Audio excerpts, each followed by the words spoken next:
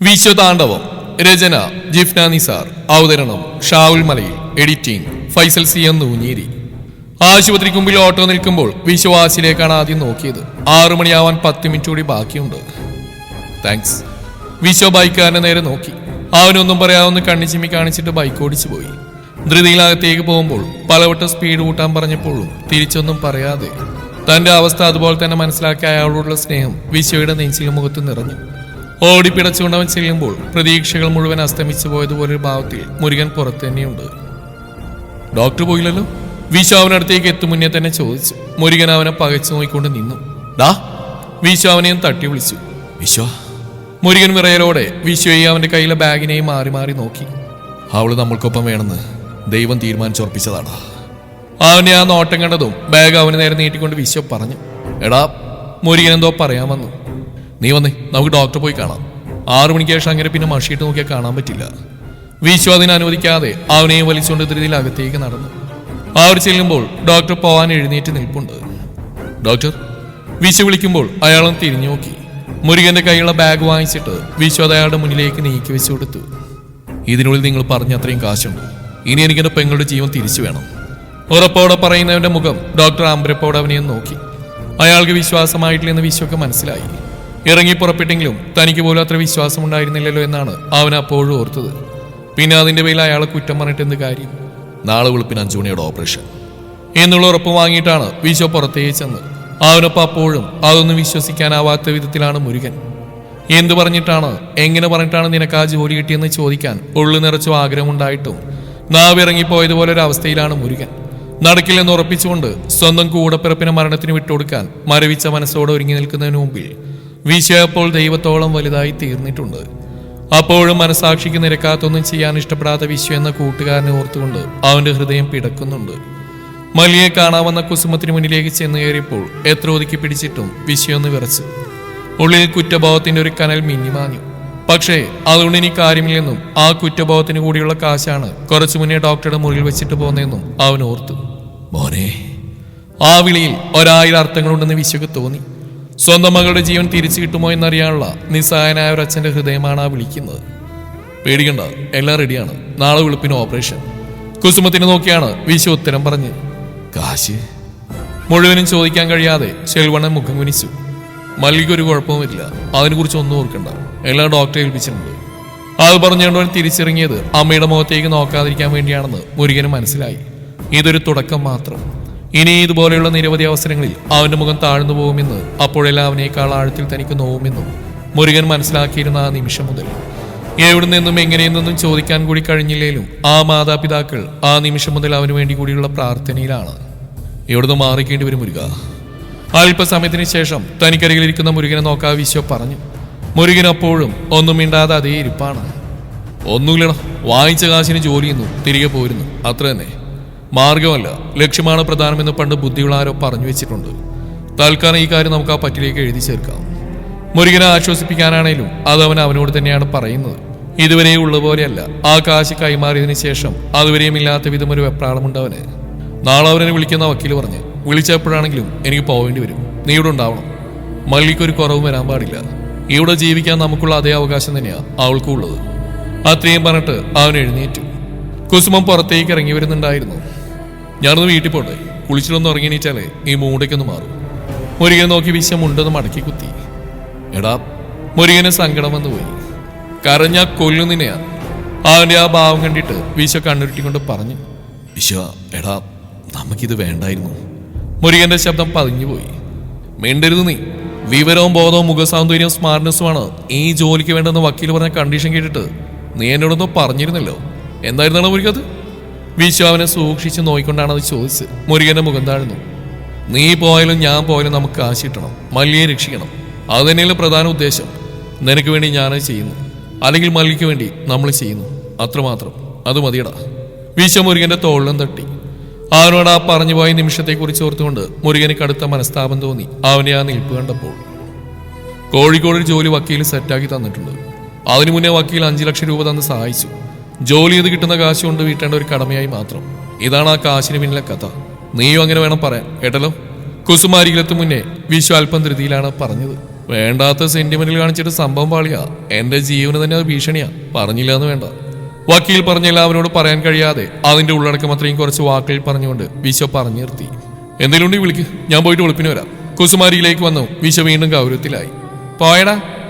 വിശ്വയെ നോക്കൂടി ചെയ്യാതെ കുസും മൂരികനോട് പറഞ്ഞിട്ട് റോഡിന് നേരെ നടന്നു തലയാട്ടിക്കൊണ്ട് വിശ്വ അമ്മയുടെ പുറകെ തന്നെ വെച്ചു പിടിച്ചു. വഴിയെ പോകുന്നവരുടെ പരിചയം പോലുമില്ലാതെ രണ്ടുപേരും ആ റോഡിൽ നിന്നു. വഴിവിളക്കുകളും വാഹനങ്ങളുടെ ശബ്ദവും പ്രകാശവും ആകെ കൂടി ബഹളമായി തീർക്കുന്ന സായാഹനം. തിരക്ക് പിടിച്ചിടത്തുനിന്നും ഒരു ഓട്ടോക്ക് നേരെ കൈ കാണിച്ചിർത്തിയിട്ട് വിശ്വ അമ്മയെ നോക്കി. അവനെ നോക്കാതെ തന്നെ കുസുമം ആദ്യം കയറിയിരുന്നു. പിന്നാലെ വിശ്വയും. ചന്തമുക്ക് കോളനി എന്ന് പറഞ്ഞു കൊടുത്തുകൊണ്ടാൻ വീണ്ടും പിന്നിലേക്ക് ചാരി കണ്ണടച്ചിരുന്നു. അതിനിടയ്ക്ക് അമ്മ തന്നെ ശ്രദ്ധിക്കുന്ന അറിഞ്ഞിട്ടും വിശ്വ കണ്ണു തുറന്നില്ല.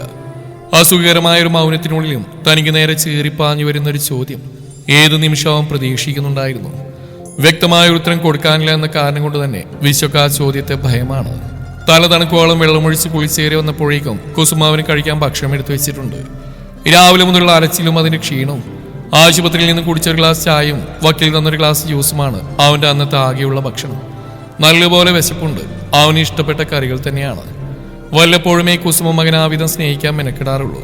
അതുകൊണ്ട് തന്നെ കിട്ടുന്ന അവസരങ്ങളിൽ വിശ്വ അത് വെറുതെ കളയാറുമില്ല. ശെൽവന് നീ കൊടുത്ത കാശ് അതെവിടുന്നാ? വിശ്വയുടെ അരികിലേക്ക് ഒരു ഗ്ലാസ് വെള്ളം കൂടി വെച്ചു കൊടുത്തിട്ട് അവന് തന്നെ സൂക്ഷിച്ചു നോക്കുന്നുണ്ടാണ് കുസുമൻ ചോദിക്കുന്നത്. ഒറ്റ നിമിഷം കൊണ്ട് വിശ്വയുടെ വിശപ്പ് കിട്ടുപോയി. അവനൊരു നിമിഷം അനങ്ങാതിരുന്നു. യാത്രയിൽ ഇങ്ങത്തോളവും എവിടെ എത്തിയ ശേഷവും ആ ചോദ്യം പ്രതീക്ഷിക്കുന്നതായിരുന്നിട്ടും അവൻ ആ നിമിഷം വിറച്ചുപോയി. രാജീവ് മാഷിന്റെ നല്ലവനായ മകൻ കുസുമ വലിയ വളർത്തിയോണ്ട് വഴിവഴച്ചു പോയി എന്ന് കൂടി കേൾപ്പിക്കണം നീ. ഞാൻ അതുകൂടി അറിയിക്കുന്നുണ്ട്.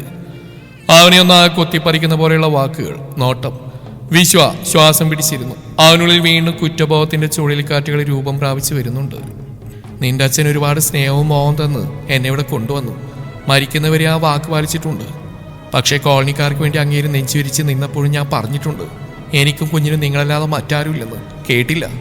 അന്നും എന്തൊക്കെയോ പറഞ്ഞിട്ട് എന്നെ പറ്റിച്ചു. കുസുമത്തിന്റെ സ്വരം പതിഞ്ഞു. പോയി. എന്നോട് പറഞ്ഞ വാക്കുകളൊക്കെ തെറ്റിച്ചിട്ട് ഒറ്റക്കാക്കി പോയി. അവിടെ നിന്ന് അങ്ങോട്ട് ഞാനും നീയും. അറിയില്ല, നിനക്കൊന്നും അറിയില്ല വിശ്വ. കുസുമ അവന് മുമ്പിൽ വന്ന് നിന്നു. ഇനി ഒരിക്കൽ കൂടി എനിക്ക് സഹിക്കാൻ കഴിയില്ല. നിന്റെ അച്ഛൻ പോകുമ്പോൾ എനിക്ക് നീ ഉണ്ടായിരുന്നു. ഇനി നീ കൂടി എന്നോട്. ഞാനില്ലേൽ നിനക്കും നീയില്ലേൽ എനിക്കും ആരും ഉണ്ടാവില്ല. സ്വന്തം ആവശ്യം നടന്നു കാണാൻ കാണിച്ചു കൂട്ടുന്ന പ്രഹസനങ്ങളെ നീ സ്നേഹാണ് തെറ്റിദ്ധരിച്ച് പോകരുത്. അനുഭവം കൊണ്ടാ പറയുന്നു, ആരും ഉണ്ടാവില്ല. ഒന്ന് നിർത്തുന്നുണ്ടോ? കൈ കുടഞ്ഞ് ഉറക്കെ വച്ചായിട്ട് വിശ്വ എഴുന്നേറ്റു. അപ്പോഴും കുസുമ അല്പം പോലും പതറുകയോ നിന്നിടത്ത് നനയുകയോ ചെയ്തില്ല.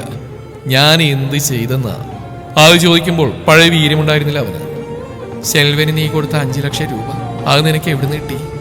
കണ്ണിലേക്ക് നോക്കി ആദ്യത്തെ അതേ ചോദ്യം കുസുമ ഒന്നുകൂടി ആവർത്തിച്ചു. എനിക്ക് വക്കീലെന്നാ പതറാ നിന്നിട്ട് പറയണമെന്നുണ്ടായിരുന്നു വിശ്വക്ക്. പക്ഷേ തീക്ഷ്ണ നിറഞ്ഞു നിൽക്കുന്ന ആ നോട്ടം അവൻ അതിനനുവദിച്ചില്ല. എന്തിന്? മല്ലിക്ക് വേണ്ടി ഞാൻ ചോദിച്ചു വാങ്ങിയതാ. സാമൂലൊക്കീലല്ലേ ആള്? എനിക്കറിയാവുന്ന ആള് 10 രൂപക്ക് പോലും കണക്ക് സൂക്ഷിച്ചു വെക്കാറുണ്ട്. കുസുമ വെല്ലുവിളി പോലെ പറയുമ്പോൾ വിശ്വയൊന്നും മിണ്ടിയില്ല. കടമായിട്ടാണോ? വല്ലപ്പോഴും കിട്ടുന്ന കോറിയിലെ പണിയുണ്ട്. നീ 5 ലക്ഷം രൂപയ്ക്ക് എത്ര നാൾ കൊണ്ട് വീട്ടും? വക്കീൽ എനിക്ക് വേറെ ജോലി ശരിയാക്കി തന്നിട്ടുണ്ട്. അയാൾ ആ പറഞ്ഞു വെച്ച പണിയെ കണ്ടിട്ടാണോ നീ ഇത്രയും വലിയ തുക കടം വാങ്ങിച്ച്? വിശ്വ ഇത്രയും വിട്ടിയാണോ നീ? കുസുമം പുച്ഛത്തോടെ അവനെ നോക്കി. അപ്പോഴും വിശ്വയൊന്നും മിണ്ടിയില്ല. ഇനി ആ ജോലി നിനക്ക് ചെയ്യാൻ പറ്റാത്താണെങ്കിലോ നീ എന്ത് ചെയ്യും വിശ്വ? ആ ചോദ്യം അതവന് ഇടനെഞ്ചിലാണ് പതിച്ചത്. എനിക്ക് പറ്റും. ഞാൻ എൻ്റെ മാക്സിമം ശ്രമിക്കും. അവന് തന്നെ ഉറപ്പില്ലാത്തൊരു ഉത്തരം. വിശ്വക്ക് വല്ലാതെ ദേഷ്യം വന്നു. കാരണം അവനപ്പോൾ അത്രമാത്രം സംഘർഷം അനുഭവിക്കുന്നുണ്ടായിരുന്നു. പക്ഷെ ദേഷ്യം പോയിട്ട് മുഖത്തൊരു ചെറിയ മാറ്റം വന്നാൽ പോലും കുസുമ കൈയോടെ പൊക്കി തന്നെ കൊണ്ടുള്ളതെല്ലാം പറയിപ്പിക്കുമെന്ന് നന്നായി അറിയാമായിരുന്നുകൊണ്ട് തന്നെ വിശ്വ അത് സഹിച്ചു, ക്ഷമിച്ചു. മറ്റാരെയും പറ്റിക്കുന്ന പോലെയല്ല. 5 ലക്ഷം രൂപ തിരികെ എന്ന് തന്നെ അമ്മയുടെ സംശയമാണ്. അതിനു പുറമെ കാശ് കടന്നു തന്നിട്ടൊരു ജോലിയും കൂടി കിട്ടിയെന്നൊക്കെ പറയുമ്പോൾ സ്വാഭാവികമായി അമ്മക്ക് സംശയങ്ങൾ കൂടും. അത് തനിക്കത്ര നല്ലതിനല്ല. തനിക്ക് പിടിച്ചു നിൽക്കാൻ കഴിയാത്ത വിധം ചോദ്യങ്ങൾ കൊണ്ട് തന്നെ വീർപ്പ് മുട്ടിക്കും. താൻ പറയുന്ന കള്ളത്തരം വെള്ളം തൊടാതെ വിഴുങ്ങിക്കളയൊന്നുമില്ല. അമ്മ വിചാരിക്കുന്ന പോലെ ഒന്നുമില്ല. വക്കീൽ കുറേ പറയുന്നുണ്ട് അവിടെ ആൾക്കറിയുന്നൊരു സ്ഥാപനം ഉണ്ടെന്നും അവിടെ ഒരു വേക്കൻസി ഉണ്ടെന്നും. കോഴിക്കോട് പോയിട്ട് നിൽക്കേണ്ടി വരുന്നുള്ള ഒറ്റ കാരണം കൊണ്ട് ഞാനത് പരിഗണിക്കാതിരുന്ന. ഇതിപ്പോൾ മല്ലിക്ക് വേണ്ടി കാശില്ലെന്ന കാരണം കൊണ്ട് അവിടെ നഷ്ടപ്പെട്ട അതെങ്ങനെ സഹിക്കാനാണ് അമ്മേ? അതുകൊണ്ട് ഞാൻ വക്കീലിനെ പോയി കണ്ടു. ശമ്പളം കിട്ടുമ്പോൾ കുറേ ആയിട്ട് കൊടുത്തു തീർക്കാമെന്ന് പറഞ്ഞിട്ട് ചോദിച്ചപ്പോൾ വക്കീൽ കാശ് തന്നു. ഒരാഴ്ചക്കുള്ളിൽ ഞാൻ കോഴിക്കോട് പോകും. വക്കീൽ പറഞ്ഞ ആ ജോലി കയറും. ഉള്ളിൽ നല്ലപോലെ ടെൻഷൻ ഉണ്ടായിട്ടും വിശ്വ അവന്റെ ധൈര്യം മുഴുവൻ സംഭരിച്ചുകൊണ്ടാണ് പറഞ്ഞു നിർത്തത്. സമ്മതിച്ചു, പക്ഷെ നിന്നെയൊന്നും കാണാതെ, നിനക്ക് അവരെയൊന്നും കാണാതെ എന്തിന്റെ പേരിലാ വിശ്വ നീ വക്കീലിന് വാക്കുകൊടുത്ത്? 5 ലക്ഷം രൂപ എന്നുള്ള ചില്ലറ വല്ലതും ആണോ? ഇങ്ങനെ ബോധമില്ലാതെ. എന്റെ അമ്മ, ഞാൻ പറഞ്ഞില്ലേ, അങ്ങനെ വേണ്ടാത്ത സ്ഥലത്തും കൊള്ളാത്ത സ്ഥലത്തൊന്നും വക്കീൽ എന്നെ കൊണ്ടുപോയി കുടുക്കിക്കളയില്ല. ഞാൻ അയാളെ ഇന്ന് കാണുന്നു, അത് മാത്രമോ എന്തെല്ലാം ചെയ്തു കൊടുത്തിട്ടുണ്ട്. ഇതൊക്കെ നിന്റെ വിശ്വാസം മാത്രം. ഇങ്ങനെയൊക്കെ തന്നെ നടക്കണമെന്നൊന്നും വാശി പിടിക്കാൻ പറ്റില്ലല്ലോ. കണ്ടാൽ തന്നെ അറിയാനുള്ള വിവേകം വേണം. കൊണ്ടിട്ടറിയാൻ കാത്തിരിക്കുന്നത് ബുദ്ധിയുടെ അടയാളല്ല, അത് ബുദ്ധിമോശ. സ്വന്തം നിഴലിനെ പോലും വിശ്വസിക്കാൻ പറ്റാത്ത കാല ആരാ എപ്പോഴാ പിന്നിൽ നിന്ന് ചതിക്കുന്നതെന്ന് പറയാൻ പറ്റില്ല. കുസുമം പറയുമ്പോൾ നെഞ്ചിലൊരു വെട്ടേറ്റ പോലെ വിശ്വന്ന് പുളഞ്ഞു. അവന് പിന്നെ അമ്മയെ നോക്കാൻ കഴിഞ്ഞില്ല. നീ കഴിക്ക്, ഞാൻ എനിക്ക് പറയാനുള്ളത് പറഞ്ഞു. നീ കൊച്ചുകുട്ടിയൊന്നല്ല, ഇങ്ങനെയൊന്നും പറയേണ്ട കാര്യമില്ലെന്നൊക്കെ എനിക്കറിയാം. പക്ഷേ കുസുമം പിന്നെയൊന്നും പറയാതെ തിരിച്ചു പോയിട്ടും വിശ്വ അതേ ഇരിപ്പ് തന്നെ ഇരുന്നു. ഉള്ളെരീച്ച വിശപ്പെല്ലാം കെട്ടുപോയിരിക്കുന്നു. കൈ കുടഞ്ഞുകൊണ്ട് അവൻ എഴുന്നേറ്റ് പാത്രമെടുത്ത് വെച്ചു. കൈ കഴുകി വെള്ളമെടുത്ത് കുടിച്ചിട്ട് അടുക്കള വിട്ടിറങ്ങി. മുറിയിലേക്ക് പോകാൻ തോന്നാത്ത ഉമ്മറത്തേക്ക് ഇറങ്ങി. പിന്നെ അത് മുറ്റം കടന്ന് റോഡിലേക്കായി. ആളൊഴിഞ്ഞു പോയിട്ടൊന്നുമില്ല. ഒറ്റയ്ക്ക് നടക്കുമ്പോൾ അവന് മുരുകനെ മിസ് ചെയ്യുന്നുണ്ടായിരുന്നു. എതിരെ വരുന്നവർക്ക് പലർക്കും മല്ലിയെക്കുറിച്ച് അറിയണം.